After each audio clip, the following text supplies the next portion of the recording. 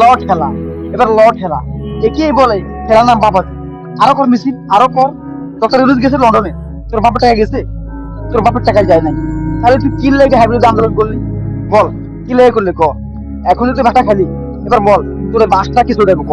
বেটা, ইউনূস নিজের যোগ্যতা সারা বিশ্ব গ্রহণ করে, নিজের যোগ্যতায়, নিজের অ্যাবিলিটি আছে, নিজের সেই যোগ্যতা আছে, নিজের সেই যোগ্য, তারা মানুষের দাওয়াত দিয়েও পায় না।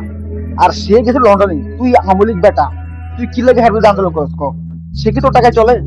সে তার নিজের টাকায় চলে, নিজের টাকায় চলে, নিজের যোগ্যতা দিয়ে যে টাকা কামাই ওই টাকা দিয়ে চলে। সে তোকে মতো রডের পরিবর্তে বাঁশ দেয় না, দেশের টাকা পাচার করে না। তাহলে কি লেগে তোরা হেফেজ লাগতে গেলে কম? মানে সে একটা মেহমান, সে একটা মেহমান হিসেবে ঘুরতে গেছে, লন্ডনে সে ঘুরতে গেছে। তুই বেটা সেখানকার প্রবাসী, তুই পারলে সম্মান জানাবি, তুই আমাদের ভালো কথা। তুই তোর দলে থাকস না, তুই কেন গেলি হের পিছনে লাগছে? বেটা, সে কি তোর মতো সিঙ্গার পার্টি, সে কি সেভেন আপ খায়, সে কি তোর মতো রাতে স্লোগান দেয়? তাহলে তুই বেটা কি লেগে গেলি হের বিরুদ্ধে মিছিল করার জন্য? সে ইউনূস বেটা, ইউনূস যে এখন খাইয়ে দিল তোকে, আমাকে প্রায় 200 জনের ভিসা খাইয়ে দিল, আরো যে কতজনের লাইসেন্স খাইয়ে দিছে তুই জানাস না? এখন চার পাঁচ নাই, একে বলে খেলার নাম বাবাজি।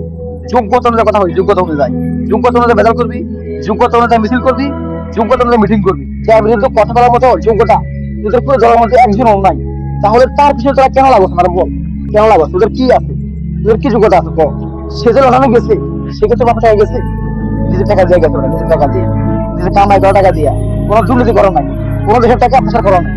এখন বুঝ খেলাটা, এখন বল, এখন বিশাল নাই, লাইসেন্স নাই, খাইবি রাস্তায়, ঘুমবি রাস্তায়, তোকে লাগে এটি ঠিক আছে। ইংলিশ লাগে বেয়াদবি করলে বলা হলি